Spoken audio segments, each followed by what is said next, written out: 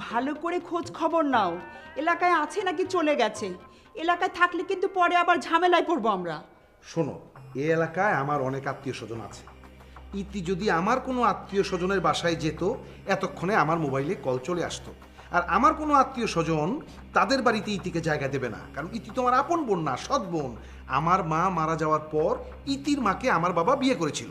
তোমার না আগেই ভুল হয়েছে, অনেক আগেই উচিত ছিল এই বাড়ি থেকে ওকে বের করে দেওয়া। কিভাবে বের করে দিব? বাবা তো 2 বছর অসুস্থ ছিলেন, তা বাবার সেবা যত্ন কে করবে? ইতি তো করবে, তাই না? তুমি তো আর করবা না। আচ্ছা, আমাকে কি তোমার দাসীবাদী মনে হয়? হ্যাঁ, আমি চৌধুরী বাড়ির মেয়ে, সেটা কিন্তু ভুলে যেও না।